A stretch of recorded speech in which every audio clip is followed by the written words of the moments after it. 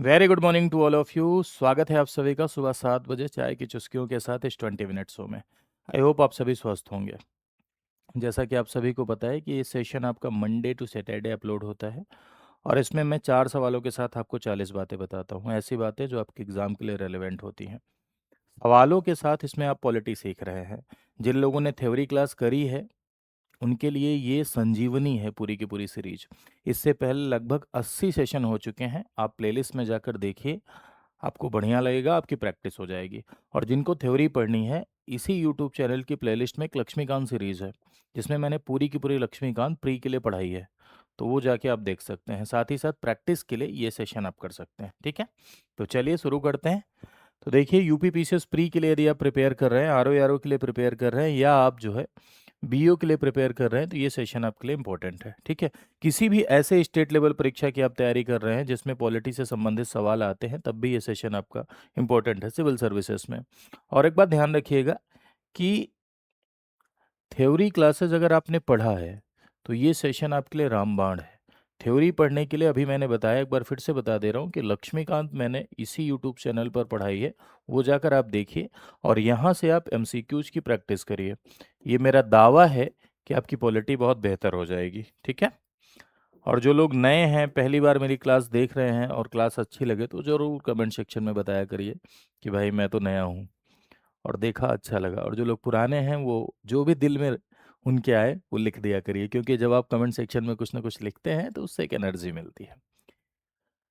लिखा हुआ है, राज्यों में मुख्यमंत्री सहित मंत्रिपरिषद में मंत्रियों की अधिकतम संख्या कितनी हो सकती है। राज्य की बात हो रही है।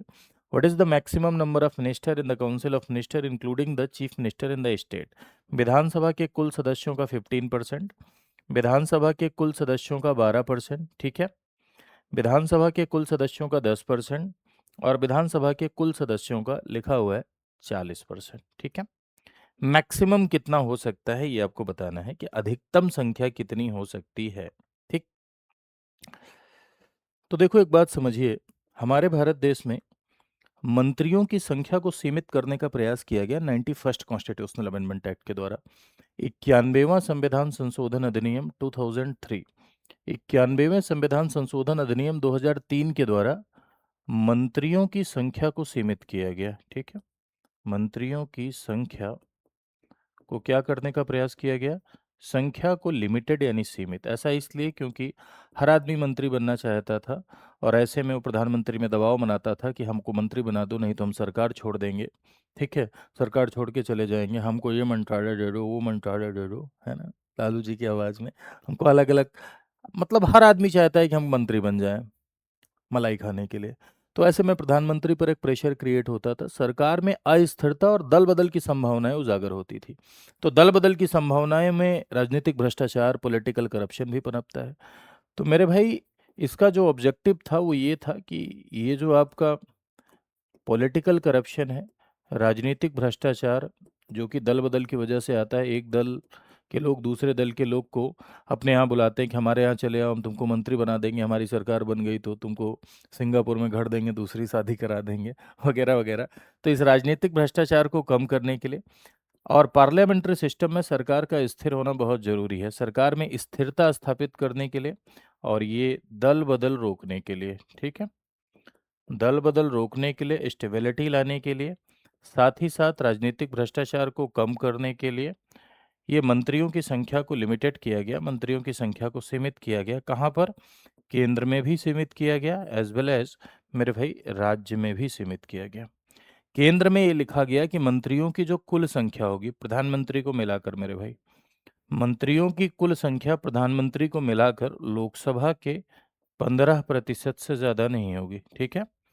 और मंत्रियों की कुल संख्या राज्य में विधानसभा के 15% से ज़्यादा नहीं होगी और 12 से कम नहीं होगी। विधानसभा के 15% से ज़्यादा नहीं होगी और 12 नंबर है, 12 से कम नहीं होगी। तो इस तरह से मंत्रियों की संख्या को सीमित करने का प्रयास 91st कॉन्स्टिट्यूशनल अमेंडमेंट के थ्रू किया गया, यानी 91वें संविधान संशोधन के द्वारा किया गया। अब यहाँ लिखा हुआ है राज्यों में मुख्यमंत्री सहित मंत्रिपरिषद में मंत्रियों की अधिकतम संख्या कितनी होगी, तो ये बिल्कुल सही लिखा हुआ है, कोई दिक्कत नहीं है। अब आपको बताना है यूनियन टेरिटरी के लिए, है ना, मैंने केंद्र और राज्य के लिए बताया, अब आप यूनियन टेरिटरी के लिए बताइए कि ऐसी यूनियन टेरिटरी जहां पर विधानसभा है वहां मंत्रियों की अधिकतम संख्या कितनी हो सकती है और न्यूनतम कितनी हो सकती है, ये आप कमेंट करके बताएंगे यूटीज के लिए, यूनियन टेरिटरी के लिए। ऐसी यूनियन टेरिटरी जहां विधानसभा है, लाइक दिल्ली, पुडुचेरी, जम्मू एंड कश्मीर, जरूर कमेंट करिएगा, कमेंट करके बताइएगा। मुझे पता है कि जब आप कोई चीज़ मैं कहता हूं तो आप पढ़ लेते हैं, देख लेते हैं, ठीक है, गूगल कर लेते हैं, चैट जीपीटी कर लेते हैं, लेकिन लिखते नहीं हैं। कोई बात नहीं, अगर आप 10 सेकंड में लिख देंगे तो उससे कुछ बिगड़ नहीं जाएगा, आप ही की प्रैक्टिस होगी, तो जरूर लिखा करिए। अगले सवाल पर आते हैं। अगला सवाल कह रहा है, राज्य मंत्रिमंडल के मंत्रीगण किसके प्रसाद पर्यंत पद धारण करते हैं? राज्यपाल, राष्ट्रपति, मुख्यमंत्री, विधानसभा अध्यक्ष। ठीक है, governor, president, chief minister, speaker of the legislative assembly. तो देखिए, मंत्री का कोई भी फिक्स टेन्योर नहीं होता है, हमेशा ध्यान रखिएगा। ये मंत्री चाहे केंद्र के हों चाहे राज्य के हों, मिनिस्टर चाहे यूनियन में आप देखें इन्हें, चाहे यूनियन की बात की जाए चाहे स्टेट की बात की जाए, यानी चाहे केंद्र के हों चाहे राज्य के हों, ठीक है, कहीं के हों, चाहे केंद्र के चाहे राज्य के, एक बात यहाँ पर आपको बस समझनी है कि इनका फिक्स टर्म नहीं होता। There is no fix term, ना इनका कोई फिक्स टर्म होता है राज्य के मंत्रियों का, ना केंद्र में मंत्री का कोई फिक्स टर्म होता है। केंद्र की यदि आप बात करेंगे तो केंद्र में जो ये मिनिस्टर्स हैं यूनियन में मंत्री राष्ट्रपति के प्रसाद पर्यंत पद धारण करते हैं, यानी प्रेसिडेंट के प्लेजर पे पोस्ट होल्ड करते हैं। राष्ट्रपति के प्रसाद पर्यंत यानी कभी भी राष्ट्रपति के द्वारा हटाए जा सकते हैं, कभी भी अपॉइंट किए जा सकते हैं, कोई भी निश्चित कार्यकाल नहीं है। अब आपके मन में सवाल उठ रहा होगा, क्या राष्ट्रपति किसी मंत्री को कभी भी हटा सकता है? जी हाँ, प्रेसिडेंट किसी भी मिनिस्टर को कभी भी हटा सकता है, राष्ट्रपति किसी मंत्री को कभी भी हटा सकता है, लेकिन प्रधानमंत्री की सलाह पर, अपने मन से नहीं। अपने मन से वो किसी मंत्री को नहीं हटा सकता, लेकिन प्राइम मिनिस्टर की सलाह पर वो मंत्रियों को हटा सकता है। ठीक है, कभी भी किसी भी समय अपॉइंट किया जा सकता है, हटाया जा सकता है, पहला पॉइंट। दूसरा पॉइंट, अगर प्रसाद पर्यंत का पद है तो इसका मतलब राष्ट्रपति की दया पर है, तो प्रधानमंत्री को भी क्या कभी भी हटाया जा सकता है? जी नहीं। प्राइम मिनिस्टर को प्रेसिडेंट तब तक नहीं हटा सकता जब तक उसके पास मेजोरिटी है। प्रधानमंत्री के पास जब तक बहुमत है तब तक राष्ट्रपति नहीं हटा सकता, लेकिन अगर बहुमत गया तो हटा सकता है। ये एक पार्लियामेंट्री कन्वेंशन है, संसदीय परंपरा है, संसदीय प्रणाली में ऐसा ही होता है। राज्य में यदि आप बात करें तो राज्य में जो मंत्री हैं ये राज्यपाल के प्रसाद पर्यंत पद धारण करते हैं, राज्यपाल के प्रसाद पर्यंत। मुख्यमंत्री, अन्य मंत्री का कोई भी कार्यकाल नहीं होता, किसी मंत्री को राज्यपाल कभी भी हटा सकता है, लेकिन मुख्यमंत्री की सलाह पर। राज्य में किसी भी मिनिस्टर को राज्यपाल के द्वारा हटाया जा सकता है, बट मुख्यमंत्री की सलाह पर। ठीक है, राइट। दूसरी बात, अन्य मंत्री की यदि आप बात करें तो, सॉरी, मुख्यमंत्री की यदि आप बात करें तो मुख्यमंत्री को तब तक नहीं हटाया जा सकता जब तक उसके पास मेजोरिटी है, यानी बहुमत है। क्लियर है बात? अब यहां देखिए, राज्य मंत्रिमंडल की यदि आप बात करें तो राज्य मंत्रिमंडल राज्यपाल के प्रसाद पर्यंत, केंद्रीय मंत्रिमंडल पूछता तो राष्ट्रपति के प्रसाद पर्यंत पद धारण करते हैं। ठीक है, आई होप अब आप समझ गए होंगे। नेक्स्ट पर आते हैं। निम्नलिखित कथनों पर विचार कीजिए। Consider the following statement. वर्तमान में देश में 25 हाई कोर्ट हैं। संसद दो या दो से अधिक राज्यों के लिए एक साझा उच्च न्यायालय की स्थापना कर सकती है। Parliament can establish a common high court for 2 और मोर स्टेट्स। किसी भी संघ राज्य क्षेत्र का अपना उच्च न्यायालय नहीं है, किसी भी यूनियन टेरिटरी का अपना उच्च न्यायालय नहीं है। तो देखिए, इससे संबंधित जो और भी सवाल बन सकते हैं मैं आपको बता रहा हूँ। इस समय हाँ 25 हाई कोर्ट हैं, इससे पहले 24 थे, लेकिन आंध्र प्रदेश तेलंगाना के लिए पहले कंबाइन हाई कोर्ट था, लेकिन अब हैदराबाद अमरावती अलग हो गया है। तो राइट नाउ आपके पास 25 हाई कोर्ट है। एक राज्य का एक ही हाई कोर्ट होगा या एक हाई कोर्ट के पास एक से अधिक राज्य का प्रभार हो सकता है? तो भाई, 7th कॉन्स्टिट्यूशनल अमेंडमेंट एक्ट, 7वां संविधान संशोधन अधिनियम के द्वारा यह स्पष्ट कर दिया गया कि एक हाई कोर्ट के पास एक से अधिक राज्यों का चार्ज हो सकता है, यानी एक हाई कोर्ट के पास एक से अधिक राज्यों का प्रभार हो सकता है। तो ये भी सही है। अच्छा, दो या अधिक राज्यों के लिए साझा उच्च न्यायालय का गठन कौन कर सकता है? पार्लियामेंट कर सकती है। तो ये बिल्कुल सही लिखा है। देखो, उच्च न्यायालय, साझा उच्च न्यायालय का गठन संसद करती है। उच्च न्यायालय में जजेज की संख्या को बढ़ाने का अधिकार राष्ट्रपति का है। इन दोनों में कंफ्यूज मत होइएगा। हाई कोर्ट का अगर क्षेत्राधिकार बढ़ाना है तो वो संसद करती है। साझा उच्च न्यायालय यानी कंबाइन हाई कोर्ट का गठन संसद करती है, लेकिन हाई कोर्ट में जजेज की संख्या राष्ट्रपति बढ़ाते हैं और सुप्रीम कोर्ट में जजेज की संख्या संसद बढ़ाती है। तो ये पॉइंट ध्यान रखना। सुप्रीम कोर्ट में जजेस की संख्या को बढ़ाने का अधिकार पार्लियामेंट को है बाई लॉ। ठीक। किसी भी संघ राज्य क्षेत्र का अपना उच्च न्यायालय नहीं है, यानी किसी भी संघ राज्य क्षेत्र का अपना हाईकोर्ट नहीं है, ये गलत लिखा हुआ है। दिल्ली का अपना हाईकोर्ट है, जम्मू कश्मीर का भी अब अपना हाईकोर्ट हो गया है, जम्मू कश्मीर और लद्दाख है उसमें। दिल्ली एक ऐसा यूनियन टेरिटरी है जिसका अपना खुद का हाईकोर्ट है। ठीक है। हालांकि पुडुचेरी का तो नहीं है, पुडुचेरी तमिलनाडु पुडुचेरी एक में आते हैं चेन्नई हाईकोर्ट में, लेकिन दिल्ली का अपना हाई कोर्ट है। तो इसमें फर्स्ट एंड सेकंड आपका क्या हो जाएगा, सही हो जाएगा। लेकिन इसमें पूछ रहा है कितने कथन सही हैं। कितने कथन सही में अगर ये केवल यही सही होता तब भी हम केवल एक लगाते, केवल ये सही होता तब भी केवल एक। कितने कथन सही का मतलब ये होता है कि इन तीनों में से कितने सही है, तो कि तीनों में केवल दो सही है। अब केवल दो में ये भी दो हो सकता है, ये भी दो हो सकता है। ठीक है। तो इस तरह से सवाल आजकल यूपीएससी में पूछे जा रहे हैं, नया ट्रेंड चल रहा है। चलिए नेक्स्ट पर आते हैं। निम्नलिखित में से कौन सा कथन अवशिष्ट शक्तियों के संदर्भ में सही नहीं है। Which of the following statement is not correct regarding residuary powers. भारतीय संविधान में केंद्र सरकार को अवशिष्ट शक्तियां दी गई हैं। The Indian constitution grants residuary power to the central government. पहला, इसके विषयों की सूची भारत के संविधान की अनुसूची 7 में दी गई है। ठीक है। The subject are listed in the schedule 7 of the constitution of India. Bharat में अवशिष्ट शक्तियों की व्यवस्था संविधान से ली गई, कैनेडियन कॉन्स्टिट्यूशन से ली गई है, कनाडा के संविधान से। इसमें वह विषय शामिल हैं जो संघ राज्य और समवर्ती सूचियों में नहीं आते हैं। ठीक है। अब आपको बताना, रेसिडरी सब्जेक्ट की बात यहाँ पर हो रही है, यानी अवशिष्ट विषय की बात हो रही है। ठीक है।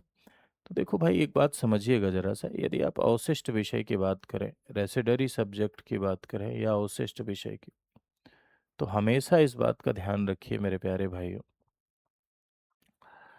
कि ऐसे विषय जो ना यूनियन लिस्ट में हो, यूनियन लिस्ट यानी संघ सूची, जिस पर कानून बनाने का अधिकार संघ का है यानी पार्लियामेंट का है, ऐसे विषय जो ना स्टेट लिस्ट में हो, स्टेट लिस्ट यानी राज्य सूची, जिस पर कानून बनाने का अधिकार राज्य विधानमंडल का है, ऐसे विषय जो कंकरेंट लिस्ट में भी न हो, कंकरेंट लिस्ट मीन्स समवर्ती सूची, जिस पर कानून बनाने का अधिकार केंद्र और राज्य दोनों का है। ठीक है। सेंटर और स्टेट दोनों का है। ठीक। अभी आप राइट नाउ देखेंगे तो इसमें 98 है, 98 सब्जेक्ट है अभी राइट नाउ। ठीक है। और इसमें 59 है, और इसमें आपका 52। ठीक। किसी किसी किताब में ये लिखा है 161-52, तो ये गलत काट दीजिएगा। अपडेटेड है 98, 59, 52 आफ्टर अमेंडमेंट, यानी संशोधन के उपरांत जब हम लोग पढ़ते हैं तो। जो मूल था 97 था, 66 था, 47 था, ओरिजिनल कॉन्स्टिट्यूशन में ये विषय थे। ऐसे विषय जो भविष्य में पैदा होंगे, ऐसे विषय जो इन फ्यूचर आएंगे, ऐसे विषय जो भविष्य में पैदा होंगे, फ्यूचर में आएंगे, ऐसे सब्जेक्ट जो इन फ्यूचर आएंगे, भविष्य में पैदा होंगे, उनके लिए रेसिडरी वर्ड का इस्तेमाल किया जाता है, अवशिष्ट शब्द का इस्तेमाल किया जाता है, रिमेनिंग सब्जेक्ट। ठीक है। और अवशिष्ट विषयों पर कानून बनाने की शक्ति भारत देश में संसद को है, लेकिन अमेरिका में ये राज्य को है। इंडिया में अवशिष्ट विषयों पर कानून बनाने की शक्ति संसद को है। ठीक। और अवशिष्ट विषयों पर केंद्र कानून बनाएगा। अवशिष्ट विषयों का जो कॉन्सेप्ट है वो कैनेडियन कॉन्स्टिट्यूशन से इंस्पायर है। कंकरेंट लिस्ट का जो कॉन्सेप्ट है वो ऑस्ट्रेलियन कॉन्स्टिट्यूशन से इंस्पायर है। तो लिखा है केंद्र सरकार को अवशिष्ट शक्तियां दी गई हैं, सही लिखा है। संविधान की अनुसूची 7 में नहीं, अनुसूची 7 में आपको सिर्फ यूनियन लिस्ट दिखेगी, स्टेट लिस्ट दिखेगी, कंकरेंट लिस्ट दिखेगी, बाकी और कुछ नहीं दिखेगा। ठीक है। कनाडा का संविधान ये भी सही है, ये भी सही है। कौन सा सही नहीं है पूछ रहा है आपका, तो बी सही नहीं है। बी ही आपका क्या हो जाएगा, इसमें आंसर हो जाएगा, यानी राइट आंसर हो जाएगा। ठीक है। तो आई होप आपने सेशन को एंजॉय किया होगा, अच्छा लगा तो अपने दोस्तों के मध्य ज़रूर शेयर करिएगा। साथ ही साथ इस पर आप जुड़ जाइए, ये मेरा टेलीग्राम चैनल है, इस पर आप जुड़ जाएंगे तो जो भी क्लास के अपडेट्स वगैरह हैं ये सब आपको मिलते रहते हैं। कोई नई क्लास, नई मैराथन, एमसीक्यू, मेंस, प्री, कोई नई सीरीज आती है, सब मैं इस पर बता देता हूँ।